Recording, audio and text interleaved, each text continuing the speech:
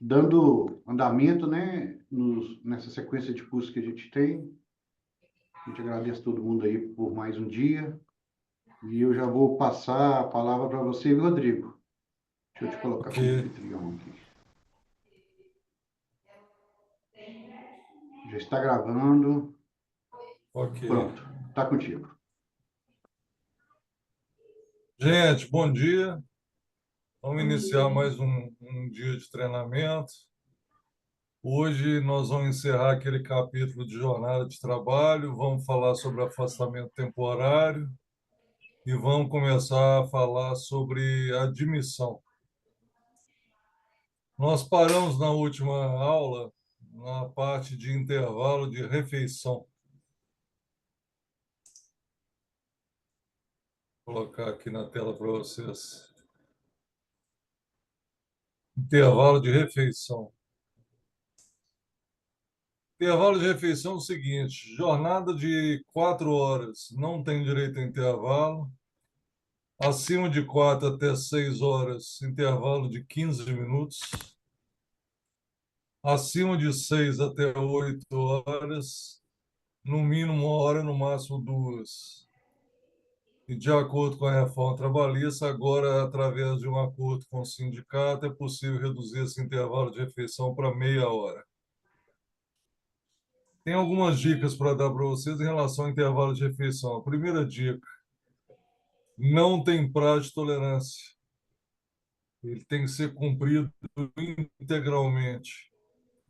Segunda dica: tomar muito cuidado com o empregado que almoça dentro do próprio estabelecimento, porque tem juiz que entende que se o guarda está dentro do quartel, ele está à disposição.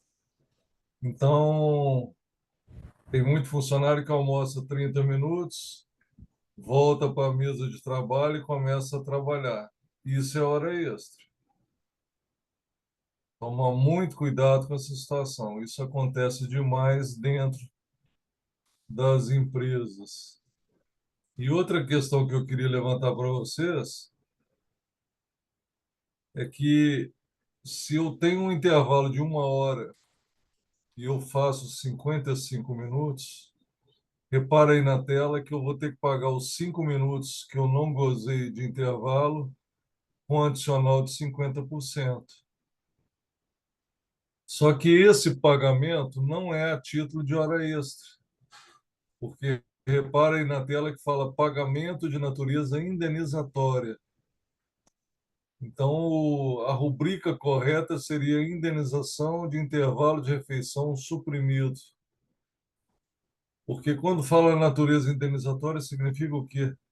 Que não tem incidência de INSS, não tem incidência de FGTS, não incorpora para a média de férias, de 13º e prefeito de remuneração. Ok?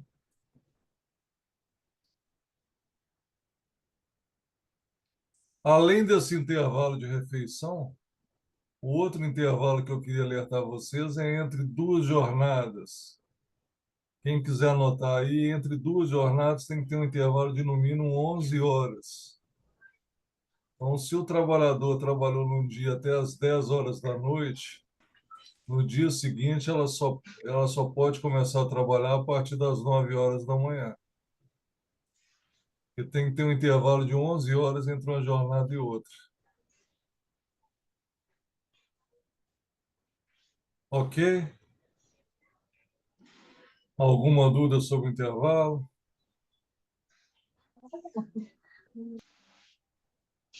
Se não tiver dúvida, agora nós vamos falar sobre outro assunto muito importante para vocês, que é quem está dispensado de bater ponto.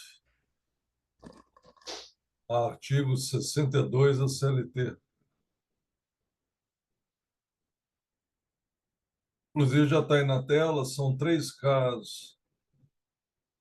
O primeiro, empregado que exerce atividade externa incompatível com a fixação do horário de trabalho. Isso nós vamos informar lá dentro do E-Social. Quem quiser anotar aí, esse é o caso do vendedor externo. Mas é aquele vendedor externo que de manhã ele sai de casa, já vai direto para a rua. e à tarde ele acaba o serviço na rua, já vai direto para casa. Ele não passa pela empresa. Ele, teoricamente, está dispensado do ponto. Quando eu falo teoricamente, por quê? Porque tem muitas empresas que, para evitar a falta do controle de jornada, estão pedindo para esse vendedor externo hoje bater o ponto através de aplicativo, através de celular, através de geolocalização. Porque a falta do ponto é muito séria para vocês. A falta do controle de jornada. O segundo caso é o mais complicado, é o caso dos gerentes, assim considerados exercentes de cargo de gestão. E aí dá o exemplo do diretor e chefe de departamento ou filial. Gente, para o gerente não bater ponto, são dois requisitos. Dois. O primeiro requisito, ele tem que ter poder de gestão. Poder de gestão significa o quê? Poder para admitir, demitir e tomar decisões. Tem gerente que não tem poder de gestão. Se ele não tiver poder de gestão, ele tem que bater ponto. E o segundo requisito, ele tem que ganhar uma gratificação de no mínimo 40% sobre o salário efetivo do cargo. O Rodrigo travou. Oi, estão me ouvindo ou não? É a minha Ouvindo aí, internet. Marcelo, perfeitamente? O Éder, está me ouvindo, Éder? Agora eu tô. Acho que foi a minha internet. Peço perdão se foi a minha. Eu acho que foi a sua mesmo. Você travou aí a sua imagem. Perdão. Então, o gerente, para não bater ponto, são dois requisitos. O primeiro, poder de gestão. Poder de gestão significa o quê? Poder para admitir, demitir, tomar decisões. E segundo requisito, ele tem que ganhar uma gratificação de no mínimo 40% a mais do que o salário efetivo do cargo. Essa gratificação vai aparecer no contra-cheque como gratificação de função. Então, o salário dele tem que ser diferenciado para ele estar dispensado do ponto.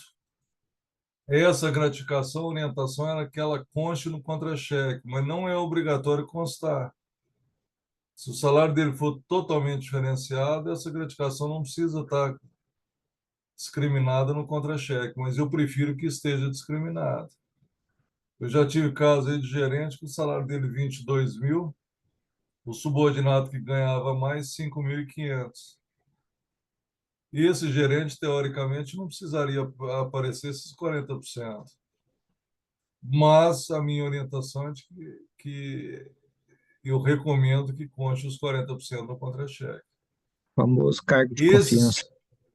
isso. E esses 40%, Éder, é exatamente para indenizar o gerente da hora extra que ele não vai ter direito. Porque ele não vai ter direito à hora extra. E o Marcelo, que conhece mais esse setor de supermercado, gerente de supermercado, ele começa a trabalhar que horas? 5 horas da manhã, que é a hora que ele abre o supermercado para o padeiro entrar. E ele vai parar de trabalhar que horas? 10 horas da noite, que é a hora que a loja fecha. Tem direito à hora extra? Não, mas está ganhando uns 40% a mais. Ok? E o terceiro caso, teletrabalho, que presta serviço por produção-tarefa. O Éder, teletrabalho é um assunto interessante, porque com a pandemia teve um crescimento muito grande no país. Só que nos meus treinamentos eu faço um esclarecimento importante, que é o seguinte: o conceito de teletrabalho é o mesmo conceito de home office, Éder, sim ou não? Não, de forma alguma. Não é. Por quê? Porque o home office significa que a pessoa tem que trabalhar em casa. Já o teletrabalho, não. O teletrabalho é um trabalho externo na empresa, mas que não precisa ser necessariamente em casa. Então, tem gente que trabalha através do regime de teletrabalho aonde? Na casa da mãe, na casa da sogra, em outra cidade, mas não necessariamente na sua residência. Agora, teve uma alteração aí no inciso 3, porque antes falava só teletrabalho, agora não, é teletrabalho que presta serviço por produção e tarefa. Isso significa o quê? Que se eu colocar uma pessoa do departamento pessoal para trabalhar em casa, ou se não no teletrabalho, ela vai ter que ter controle de ponto. Porque quem trabalha no departamento pessoal não presta serviço por produção por tarefa. Aí nessa hora muita gente me pergunta, mas então o que seria uma pessoa que recebe por produção por tarefa? Gente, eu tenho esse caso. Sabe qual o caso que seria? Empresa de indústria de confecção que manda as costureiras trabalharem em casa. E ela recebe por quê? Por produção por tarefa. Então ela tem que produzir durante o dia 20 calças jeans, por exemplo, né? Então esse é o exemplo de produção e tarefa no caso do teletrabalho. Ok? Ficou alguma dúvida? Como eu prometi para vocês, agora nós vamos falar de um arquivo específico do E-Social, que eu acho que a maioria de vocês já preencheu, e que, na minha opinião, esse arquivo é extremamente importante, que é o arquivo de afastamento temporário. Para eu explicar esse arquivo 2230, eu preciso utilizar essa tabela daqui, ó, do E-Social, que é a tabela 18. Mas antes da gente começar, eu queria que vocês anotassem uma coisa importante aí. A partir do dia 2 de dezembro, entra em vigor uma nova versão do E-Social. Não sei se vocês estão sabendo disso. É a versão S 1.3. 2 de dezembro. Então, Éder, o que as empresas têm que verificar? Se o software da Folha já está parametrizado com essa nova versão. E, pelo que eu estou vendo, eles ainda não estão parametrizados. Alguns têm deixado atualizações agendadas, mas a maioria ainda não. Por que eu estou falando disso? Porque com essa nova versão nós vamos ter algumas alterações, tanto nos layouts quanto nas tabelas.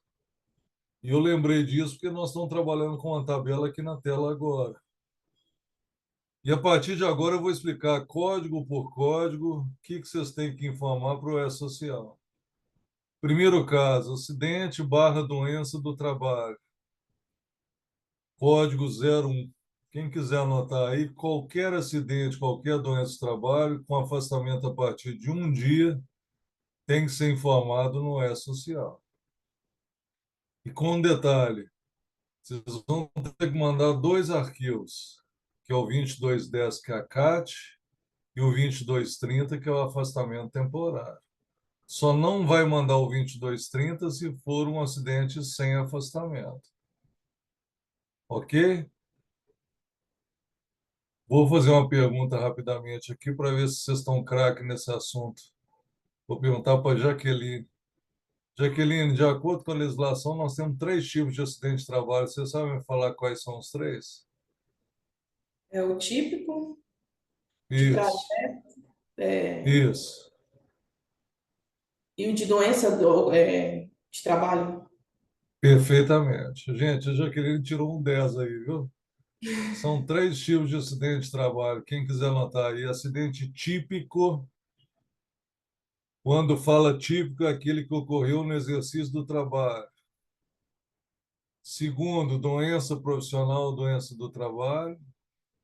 E terceiro, acidente de trajeto.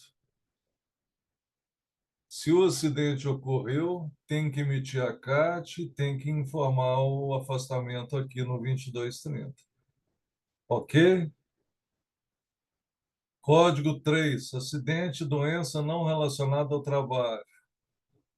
Quem quiser anotar aí, só tem que informar isso para o E-Social quando o afastamento for superior a 15 dias.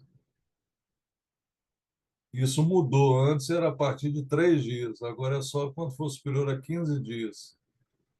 E tem aquele caso também, Éder, de atestado picado. Atestado picado significa o quê? 3 dias essa semana, 2 dias semana que vem, 4 dias na outra semana. O que diz a legislação? Se somar esses atestados num prazo de 60 dias e der mais de 15, afasta pela Previdência. Mas a legislação deixa bem claro que tem que ser pela mesma doença. Consequentemente, o CID tem que ser o mesmo. Na verdade, quando eu falo o CIT tem que ser o mesmo, tem que ser da mesma família, né? A mesma letra inicial. O código 5 é só para servidor público, não vai afetar ninguém aí na sala hoje.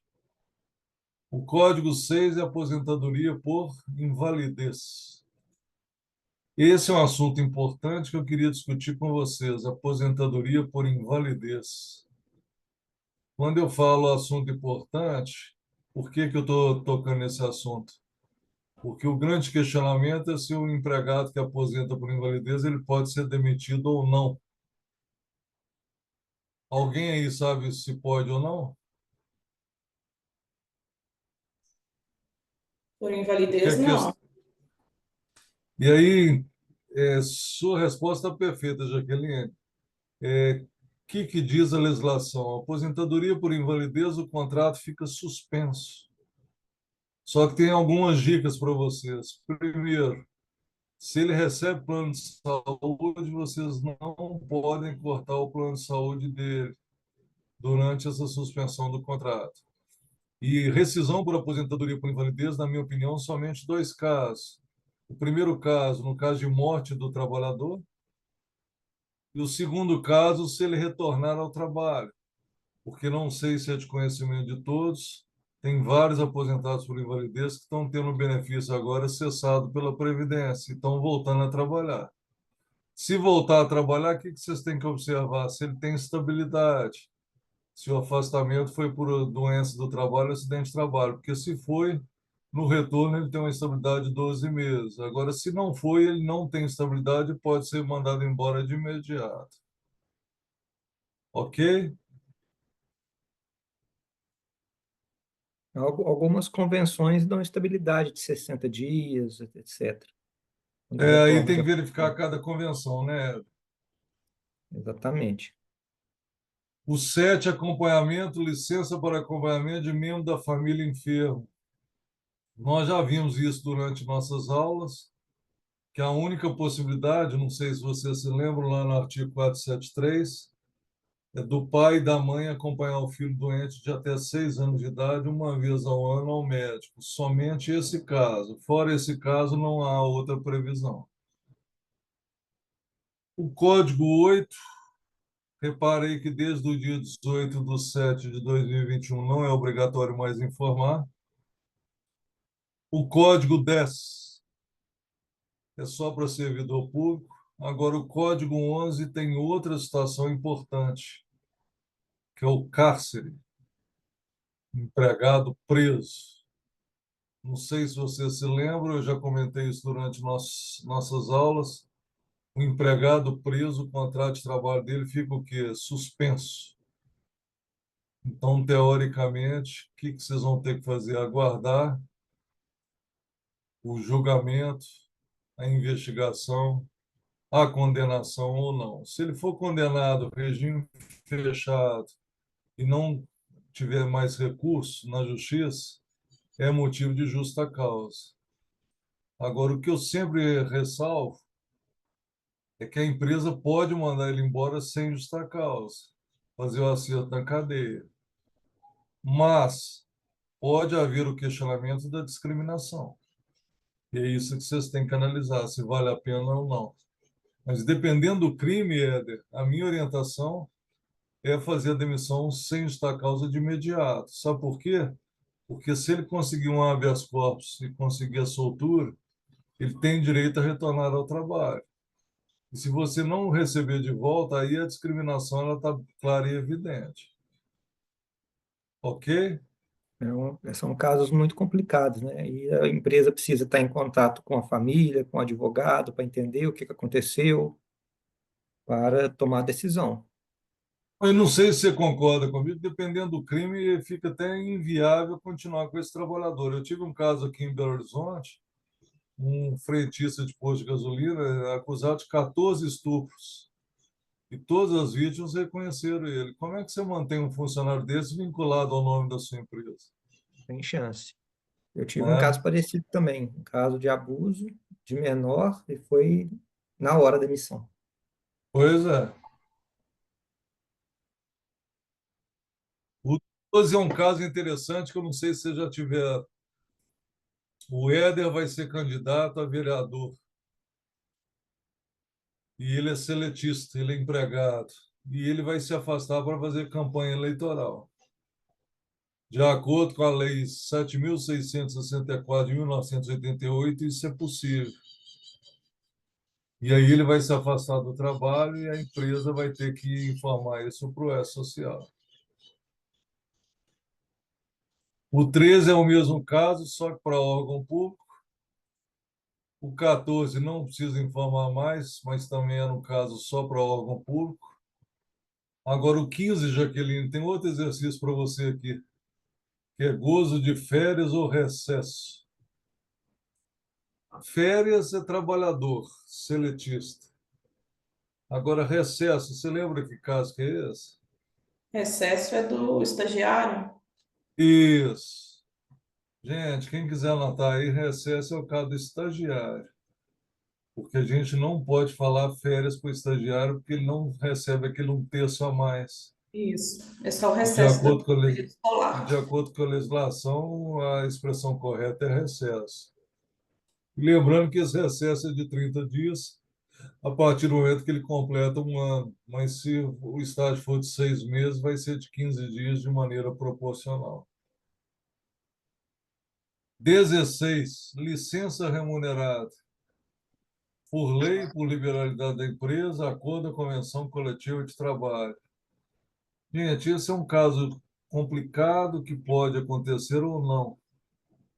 Quem quiser anotar aí, o único caso de licença remunerada previsto na legislação é o caso das férias coletivas, quando a empresa estiver dando uma quantidade de dias superior ao direito do trabalhador. Fora isso, dificilmente a gente vê caso de licença remunerada. Licença remunerada seria o quê? Ele não vai trabalhar, mas vai receber o salário dele. Código 17, licença maternidade. Código 18, licença maternidade de 180 dias. E aí cita a Lei 11.770 de 2008, que é a chamada Lei da Empresa Cidadã, inclusive para o cônjuge sobrevivente. Aqui tem dois casos que eu queria analisar com vocês. Primeiro, 180 dias de licença maternidade é somente para empresas que aderirem ao programa Empresa Cidadã. O programa Empresa Cidadã, não sei se vocês já ouviram falar, é um programa de benefício fiscal que atende única e exclusivamente as empresas optantes pelo lucro real. O segundo comentário é sobre a frase final aí, ó, inclusive para o cônjuge sobrevivente. Muita gente está em dúvida sobre essa expressão, porque vai aparecer mais vezes a partir de agora aqui na tabela 18. O Éder, o que seria esse inclusive para o cônjuge sobrevivente, você sabe?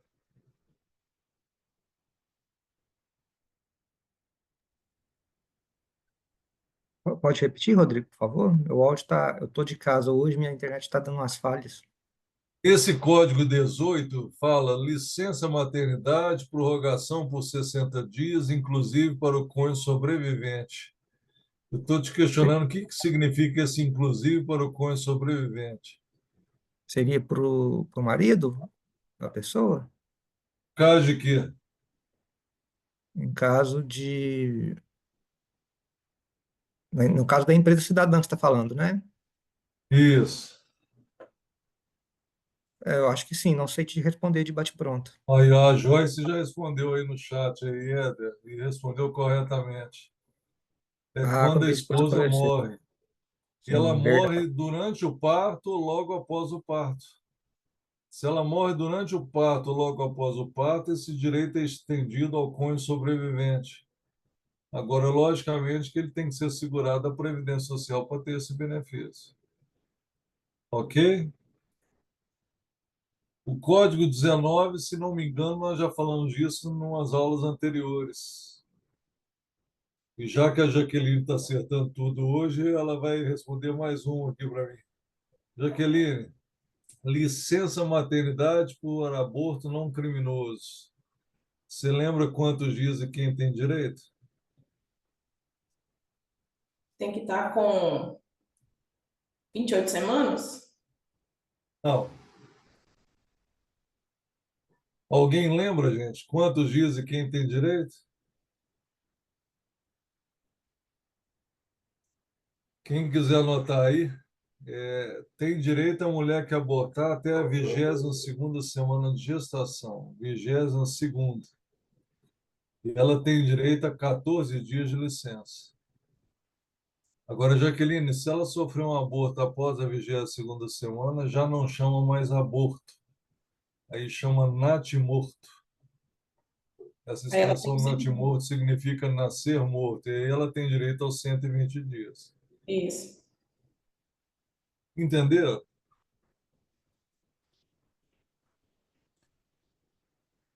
Código 20. Licença maternidade. Afastamento temporário por motivo de licença maternidade para o cônjuge sobrevivente ou decorrente de adoção ou guarda judicial de criança. Aqui nós estamos falando da licença maternidade no caso de adoção. Quem quiser anotar aí, ela é de 120 dias, independentemente da idade da criança. 120 dias, independentemente da idade da criança. Lembrando que criança é até 12 anos de idade, tá? Código 21. Licença sem vencimento. Esse é outro caso importante que vocês têm que dominar. Quem quiser anotar aí, licença sem vencimento, normalmente é a pedido do trabalhador. E cabe à empresa conceder ou não. A decisão é única e exclusiva da empresa. Vamos dar exemplo de dois tipos de licença comum sem vencimento. Primeiro, parente doente. Então, eu tive um caso, Éder, no sul de Minas, de uma aluna minha, que o marido dela estava com câncer terminal. E ela solicitou à empresa um afastamento até a morte do marido.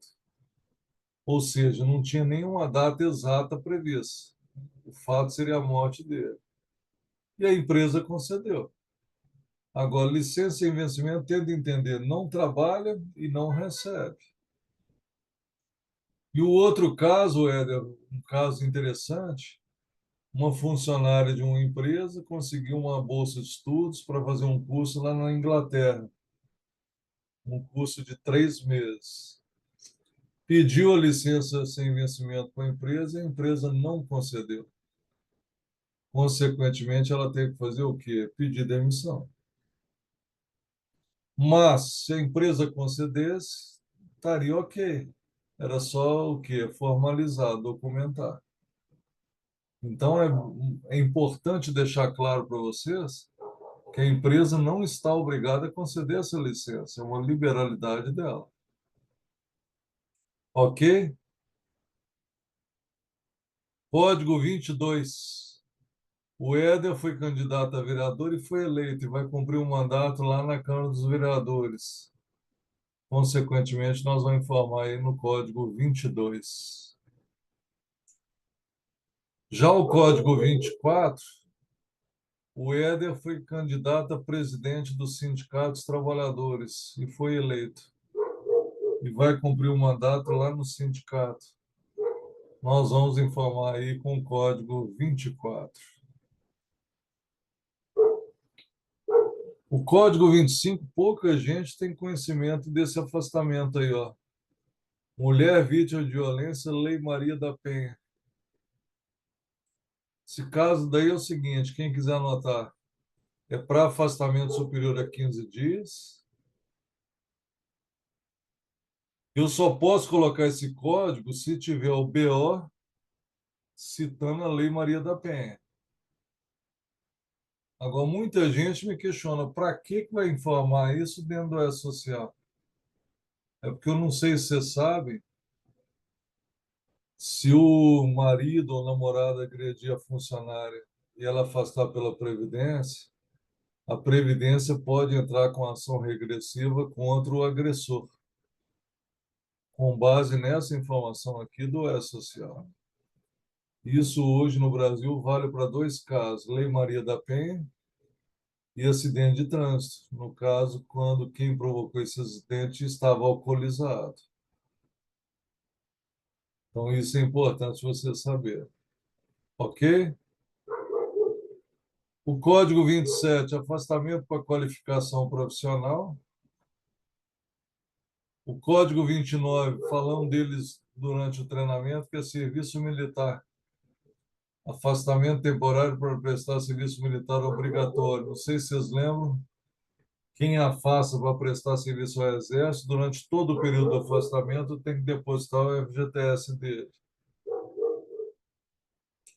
O Código 31 é só para servidor público. O Código 34 é só para trabalhador avulso. O avulso, não sei se vocês sabem, tem dois tipos, o portuário e o não portuário. O portuário é o estivador e o não portuário é o chapa. O avulso ele é contratado através do sindicato dos chapas. Tem muita gente que confunde avulso com autônomo, não é o mesmo conceito. Agora, o Código 35 é importante, que é licença maternidade, antecipação e ou prorrogação mediante atestado médico. Quem quiser anotar aí, de acordo com a legislação, a licença maternidade ela pode ser antecipada 14 dias antes e pode ser prorrogada 14 dias depois. Mas essa prorrogação ela é mediante atestado médico.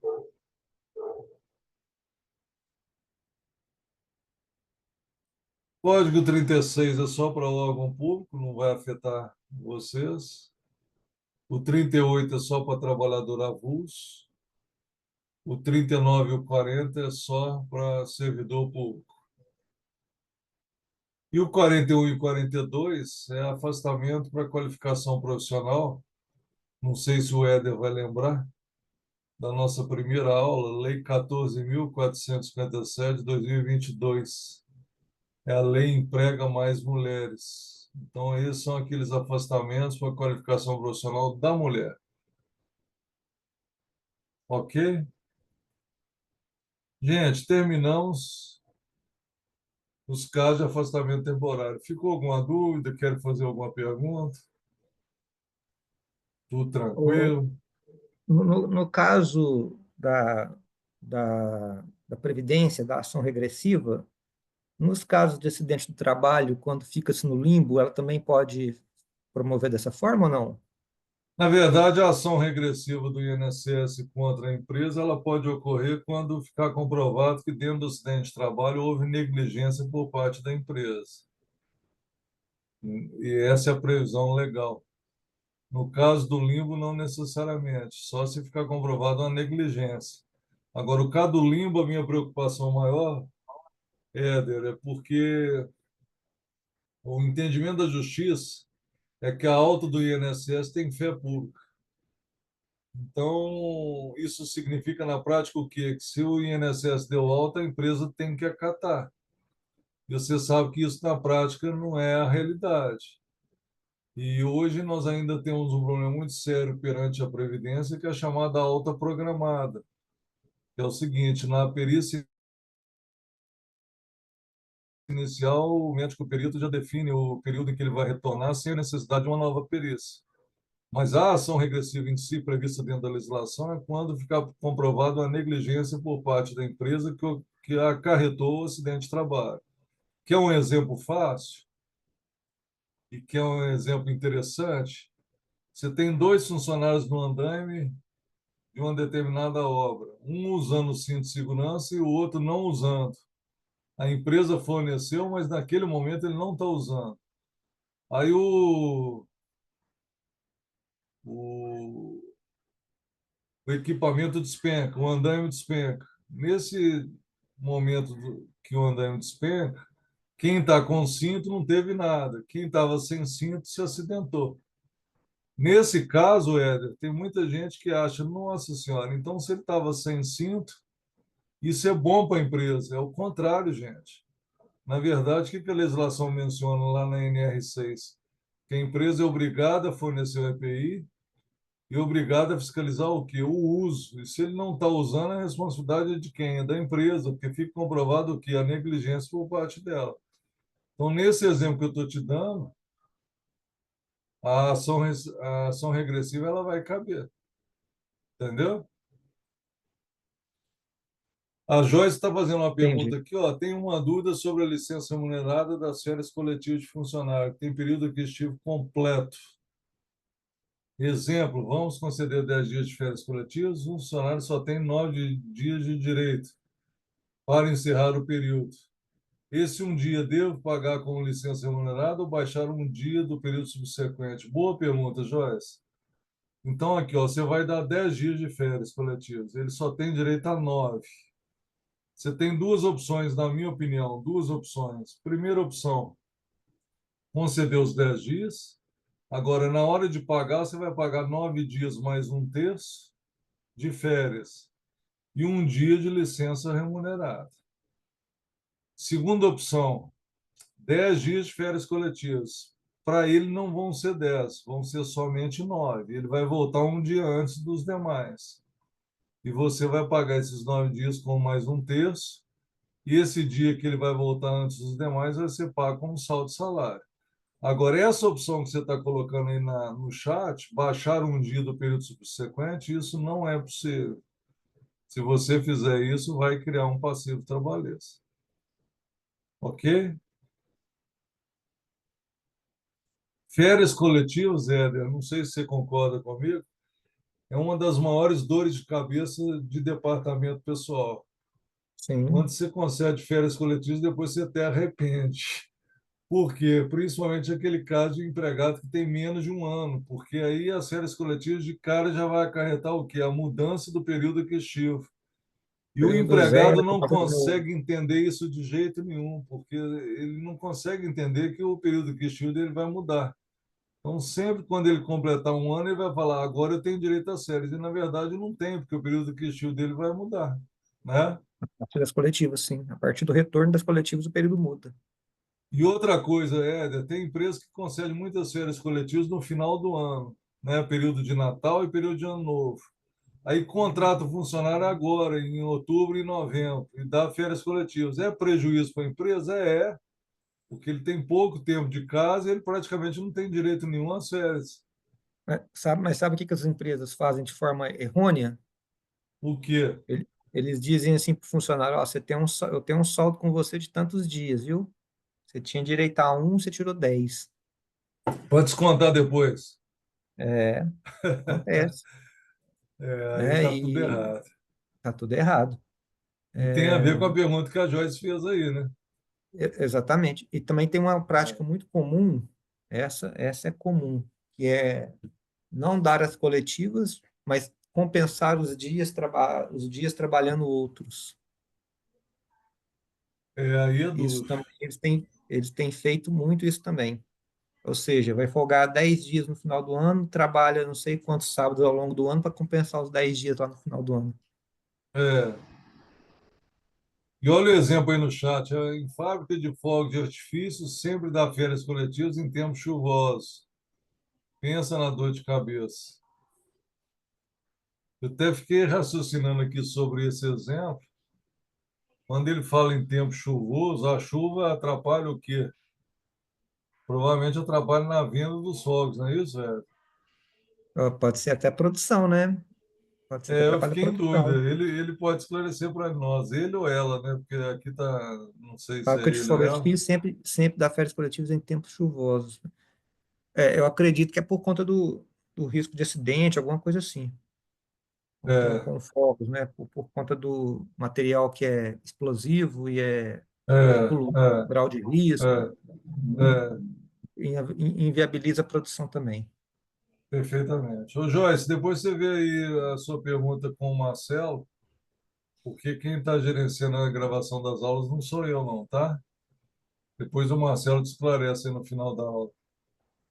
Rodrigo, uma Fala. dúvida, por favor. As férias coletivas, elas podem ter início antes do feriado?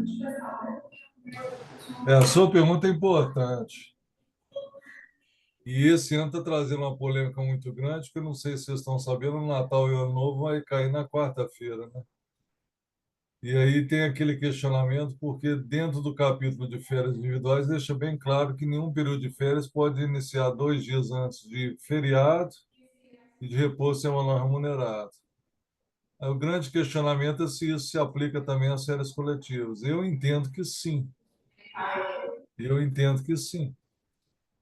E esse é o entendimento também da Justiça do Trabalho.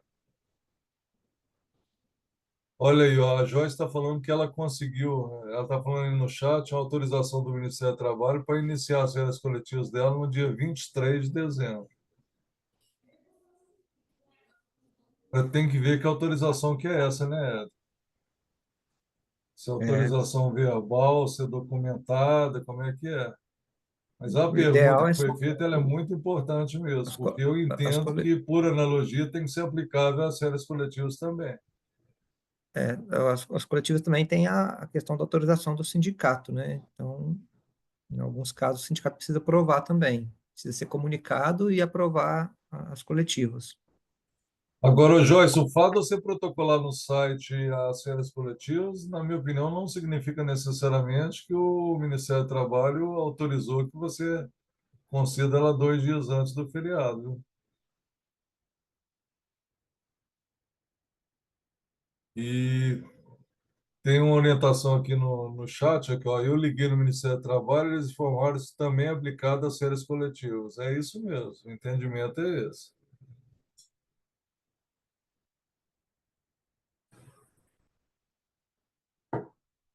O Joyce, o fato de você protocolar as férias coletivas no site não significa necessariamente que o Ministério do Trabalho aceitou a concessão 2 dias antes do feriado, tá? Cuidado com isso. É um mero protocolo, não é uma autorização, não. Ok? Ficou alguma dúvida? Quero fazer mais uma pergunta? Porque, como prometido, agora nós vamos falar um pouquinho de admissão. Admissão de empregado. Só que antes da gente falar de admissão de empregado, nós vamos ter que falar do conceito de empregado. Ô, Éder, esclareceram aí no Sim. chat a questão da fábrica de fogo de artifício aí, ó. Fala, Fabiano. Licença, quando você for falar do conceito de empregado, você pode fazer aquilo que eu te pedi no começo? Ah, posso, com certeza. Agora eu lembrei, Fabiano, eu lembrei dos 30 gatos. Obrigada. Nada, Obrigada. nada. O Éder, É, está esclarecido o negócio da chuva na fábrica de fogo de é, artifício aí, ó. Eu não realmente tinha é a noção questão de, do. eu não tinha noção disso, não. Mas realmente é por conta dos riscos de acidentes, né? Por conta do perigo, como a gente disse. O É, produto é perigoso, o grau de risco é 4, isso. é inflamável e é explosivo, então melhor não arriscar. Perfeito. Gente, por que que eu vou falar agora de conceito de empregado? Por causa do risco da configuração do vínculo empregatício. Então, vocês têm que tomar muito cuidado na contratação de pessoa física sem vínculo empregatício. Para a configuração do vínculo empregatício, é necessário 4 requisitos. 4. E eu vou explicar os 4 a partir de agora. O primeiro requisito é habitualidade. A habitualidade significa o quê? Que o empregado te presta serviço para vocês de forma habitual. Não confundir com a doméstica. A doméstica, para configurar o vínculo empregatício, ela tem que trabalhar a partir de 3 vezes na semana. Mas para a empresa não se aplica esses 3 dias. Você trabalha toda semana, um dia, toda semana, e isso já é considerado habitual. Segundo requisito, remuneração. Se ele trabalha e recebe por isso, esse é mais um requisito do vínculo empregatício. Agora, se ele trabalha e não recebe, aí há a chamada configuração do trabalho voluntário. Terceiro requisito, subordinação. Subordinação significa o quê? Recebimento de ordens, horário marcado. Então, tudo isso é característica de vínculo empregatício. E o quarto requisito, na minha opinião, o mais importante, se chama pessoalidade. Pessoalidade significa o quê? Se eu contrato o Éder como meu trabalhador, somente ele pode prestar serviço para mim. Agora, se eu contrato o Éder como autônomo, ele pode mandar a Jaqueline no lugar dele, que eu vou aceitar plenamente. Então, são esses 4 requisitos. Vamos recapitular? Os requisitos são habitualidade, remuneração, subordinação e pessoalidade. Se esses 4 requisitos estiverem presentes, o vínculo empregatício está caracterizado. E aí o risco de vocês contratar um autônomo é esse, é que a partir do momento que vocês dispensarem ele do cumprimento das atividades, ele pode ingressar na Justiça do Trabalho requerendo o vínculo empregatício. E aí ele vai pedir o quê?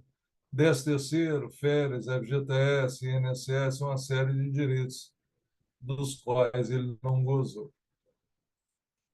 E aí, ainda dentro desse conceito, repara que aqui do lado direito da tela eu estou falando na avaliação desses requisitos, a lei impõe o exame, principalmente dos fatos em caso concreto, não sendo decisivo que tenha sido formalizado por escrito. O que quer dizer aí? Que às vezes no contrato de trabalho está tudo bonitinho, mas na prática está tudo errado. Outra coisa, Jaqueline, tem empresa que contrata o autônomo e fornece para ele uniforme, crachá, celular corporativo, cobra dele horário do almoço. Isso daí não é autônomo, não. Isso daí é trabalhador, isso é empregado. E já que nós estamos falando desse conceito de empregado, a próxima tela para vocês ela é importante. Deixa eu mostrar para vocês. Que é essa daqui, ó. Conceito de empregador, empregado e serviço efetivo. Então, o conceito de empregador qual que é? Empresa individual ou coletiva que assume os riscos da atividade econômica, admite, paga salário e dirige a prestação pessoal do serviço. Conceito de empregado, já passei para vocês. Toda pessoa física que prestar serviço de natureza não eventual. Se é não eventual, significa que é o quê? Habitual. Ao empregador, sob a dependência deste, que é a subordinação e mediante salário. Salário significa o quê? Remuneração. Serviço efetivo é o período que o empregado esteja à disposição do empregador, aguardando e executando ordens, salvo a disposição especial expressamente consignada. O Éder, o último conceito aqui de serviço efetivo é que tem um caso que eu queria ressaltar para vocês. Repare que ali fala aguardando ou executando ordens. Executando ordens está tranquilo. Agora, aguardando ordens, todo mundo fica em dúvida do que eu estou falando. Quem quiser anotar aí, quando a gente falar aguardando ordens, a gente está falando da jornada de sobreaviso. Eu não sei se alguém aí na sala tem esse caso. Vai ter, Éder, alguém aí com sobreaviso ou não? Você sabe? Tem sim. Porque o sobreaviso eu fico preocupado com ele, porque, de acordo com a legislação, o empregado só pode ficar de sobreaviso no máximo 24 horas. Sobreaviso significa o quê? Eu vou mandar o trabalhador para casa, vou Já falar com posso ele que ele pode acionar. ser chamado a qualquer momento e Isso. ele tem que ficar com o celular ligado. Então, vamos dar exemplo, eu vou colocar o Éder de sobreaviso no próximo sábado. Ele vai ficar com o celular ligado 24 horas. Se ele não for chamado, eu tenho que pagar para ele 1/3 do sobreaviso. Ou seja, ele ficou 24 horas sobre aviso, não ficou? Eu vou ter que pagar 1/3 de 24, que vai dar 8 horas. Agora, se porventura ele for chamado, o período que ele estiver prestando serviço, vocês vão pagar como hora extra. E o restante como sobreaviso. Vamos dar exemplo? Chamei ele, ele trabalhou durante 3 horas. Aí eu vou pagar 3 horas como hora extra. E aí, as 21 horas restantes, eu vou pagar 1/3 delas. Então, eu vou pagar 7 horas de sobreaviso mais 3 horas extras. Isso, essa questão de sobreaviso é muito comum na área de quê? De manutenção e na É o que área eu ia de dizer. TI, não é É, isso? eu ia dizer que é muito comum o pessoal da manutenção ficar sempre de sobreaviso, parte elétrica, mecânica, solda, sempre o pessoal está de sobreaviso, parou uma máquina de noite, não tem ninguém, chama o mecânico lá, que está de sobreaviso. Agora, a minha preocupação é que tem muita empresa que bota o funcionário de sobreaviso, mas não remunera, só remunera se chamá-lo. E, na verdade, tem que remunerar. Exatamente. Exatamente. Agora, E a questão, a próxima tela, Éder, eu queria fazer um exercício com vocês, que é o seguinte: aqui a diferença de trabalho e emprego. Trabalho e emprego. Trabalho é esforço feito com o objetivo de atingir uma meta, é resultado de um conjunto de atividades realizadas. Já o emprego é cargo ocupado em uma empresa ou instituição que trabalha devidamente remunerado. Gente, quem quiser anotar aí, trabalho é sem carteira assinada, emprego é com carteira assinada. Se eu perguntar para vocês hoje o que a gente tem mais no país, trabalho e emprego, o que vocês me respondem? Tem mais trabalho ou tem mais emprego? Eu acho que trabalho. É isso mesmo, Fabiana. Tem mais trabalho. Aí muita gente me questiona, e isso daí é uma área aí do Marcelo. Por que tem mais trabalho do que emprego? Por causa de uma coisa que chama encargo social. Então, não sei se vocês sabem, uma empresa optante pelo lucro real, pelo lucro presumido, normalmente o encargo social é na faixa aí de 100%. Isso significa o quê? Que se eu contrato o Marcelo ganhando um salário de 5.000, na prática ele vai me custar R$ 10.000, porque é 5.000 do salário e 5.000 de encargos. Quando eu falo encargo, eu estou falando de quê? INSS, FGTS, multa dos 40%, descanso semanal remunerado, feriado, atestado médico, tudo que envolve os encargos sobre o salário do trabalhador. Então, o que mata Eu, o emprego no país é o encargo social. eu tenho uma pergunta, posso fazer? Lógico, fica à vontade, Fabiano. Uhum. Se foge um pouco do assunto, mas eu queria perguntar um pouco sobre o MEI. Pode falar, fica à vontade. O MEI é É, o como microempreendedor funciona? individual, não é isso? Sim, eu queria saber um pouco sobre o MEI. Você pode falar para a gente? O MEI é o seguinte, ele pode ter até um funcionário, ele tem um faturamento limite anual, que o Marcelo pode falar melhor do que eu, porque ele deve saber isso de cabeça, eu não sei. Você lembra, Marcelo, qual que é o limite anual de faturamento do MEI? Você ou se não o Éder? Aí, ó, R$ 81.000. 81 mil reais. Tá, já responderam, desculpa. É. E aí, Fabiana, o MEI ele pode prestar serviço que é chamada terceirização, né? A terceirização, ela pode acontecer na atividade meio e na atividade fim. Antes só podia ser na atividade meio, agora pode ser na meio e na fim. Só que o grande problema do meio hoje, que você tem que tomar muito cuidado, é que da mesma forma que eu falei que o autônomo pode ingressar na justiça pedindo um vínculo empregatício, comprovando aqueles 4 requisitos, o MEI também pode. Então tem que tomar muito cuidado com isso. Tem muito MEI aí trabalhando dentro da empresa, usando o uniforme da empresa, com o crachá da empresa, com horário de trabalho. Isso daí é considerado o quê? Fraude. Então o MEI ele vai ter esse limite de faturamento, ele pode ter até um funcionário e ele tem várias atividades que ele pode prestar serviço. E a atividade dele é exatamente para isso, para terceirização.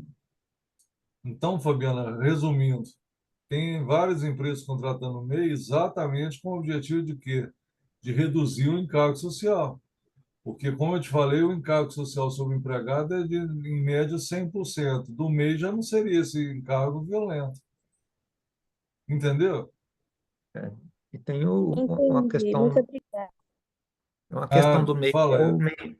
o MEI do caminhoneiro também é diferenciado, ele é um pouco maior, um pouco não, ele é bem maior, acho que é 200 e algo, não sei de cabeça não, mas acho que é 250 mil, algo próximo disso. Você fala da atividade de transporte? É do caminhoneiro mesmo, né? O caminhoneiro, MEI do caminhoneiro, específico Entendi, para ele. entendi. O pessoal do transporte trabalha muito com autônomo, né? Então a saída para isso é o MEI, Ele tem um limite maior, porque o frete geralmente é caro, né? Um pouco mais caro. E fica livre ali dos encargos dentro do RPA. Então, o meio do caminhoneiro é um pouco maior por isso. Na verdade, dentro da questão da terceirização, né, Éder, você tem três opções. Você tem o MEI, você tem o PJ, que é a pessoa jurídica.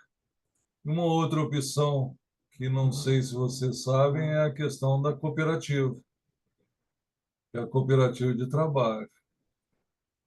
O Marcelo não sabe disso, mas eu, por exemplo, eu tenho uma PJ, mas eu também sou cooperado de uma cooperativa de trabalho daqui de Minas Gerais, que chama Copifor.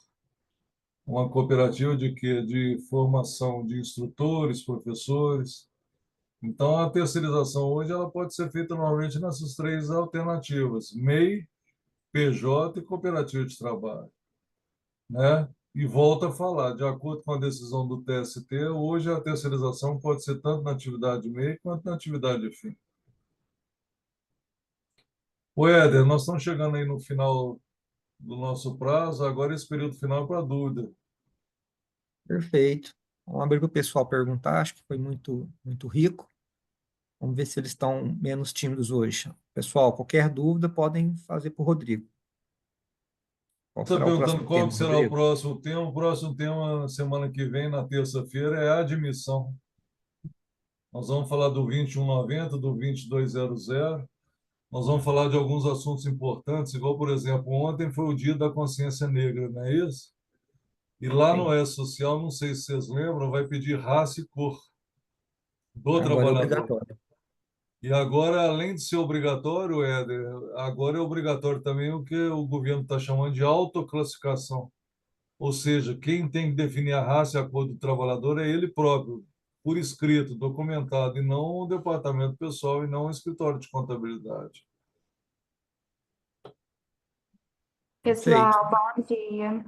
Bom Eu tenho dia. uma dúvida, voltando ao assunto lá do vínculo, né, empregatício, em questão, Perfeito. assim, de pedreiros, de serventes, né, que trabalham em obras para pessoa física, né? Como que funciona? Eu acho muito confuso, porque, assim, a gente sabe que pedreiro, servente, eles trabalham o dia que eles querem, eles fazem o horário deles, né? Só que mesmo assim a gente ainda fica com medo. Tem muitas pessoas físicas que estão optando em registrar como autônomo, né? Só que a gente fica com uma certa insegurança desses pedreiros, desse servente futuramente vir acusar, assim, de vínculo empregatício. Alessandra, o primeiro risco que você corre e que você tem que verificar é o seguinte: quanto tempo vai durar essa obra, né? Dependendo da duração da obra, a assinatura da carteira é uma situação, inclusive, natural, porque a primeira característica, a habitualidade, já vai estar configurada. Agora, para configurar o vínculo, você lembra do que eu falei? São quatro requisitos, que é a habitualidade, que vai existir, remuneração. Agora, os dois requisitos mais importantes é a subordinação e a pessoalidade. Subordinação é outra situação muito complicada, porque a ordem provavelmente vai existir. Ó, você vai ter que fazer isso, você vai ter que fazer aquilo, eu preciso disso para amanhã. E a pessoalidade, Alessandra, é aquela questão que eu levantei. Se eu contratei o Éder como autônomo, amanhã ele pode mandar a Jaqueline e eu vou aceitar. Agora, se eu não aceitar a Jaqueline, já está configurado o vínculo.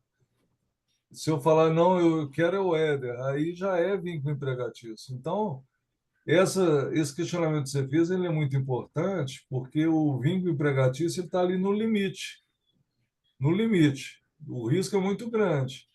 E se entrar na justiça e provar os quatro requisitos, o vínculo está caracterizado e o prejuízo que essa pessoa física vai ter é muito grande. Não, certinho, obrigada, viu? Marcelo e Éder, mais alguma dúvida? O Marcelo, não sei se você viu, durante o treinamento teve uma pessoa que questionou aí no chat, se não me engano foi a Joyce, sobre a gravação das aulas.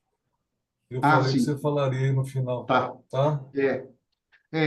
Gente, vamos fechar aqui o dia de hoje. Lembrando que aos que ainda não participaram, e hoje é a primeira vez, a gente adotou agora uma rotina de treinamentos. A gente está chamando autoridades de todas as áreas. Essas autoridades, elas fazem uma sequência de cursos.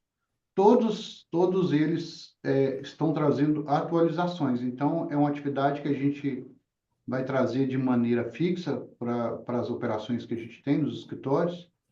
E a intenção é sempre a gente estar andando na frente aí com todas as informações, tá? Quem quiser ver as gravações, é só na última aula agora, que é a próxima dia. Que dia que é, Rodrigo? 26? Não. 26, terça-feira que vem. Na próxima terça, dia 26, a gente vai disponibilizar um canal, é um canal fechado, tá? E a gente precisa de aprovação, porque esse material do Rodrigo é propriedade nossa, então a gente não divulga em perfil aberto. E aí, nesse perfil fechado, vocês fazendo requisição, vocês podem ter acesso, mesmo que não sejam clientes de algum dos escritórios que a gente opera. Ok, Joyce? Então é isso. Obrigado a todo mundo que participou. Obrigado, Rodrigo. Vamos fechar aqui pontualmente, como todos os dias, e até a Ok. próxima terça, né? Eu que agradeço, gente. Até terça-feira que vem. Tudo de bom para vocês, tá? Um abraço. Um abraço a todo mundo. Bom dia. Até mais. Fique com Deus, hein?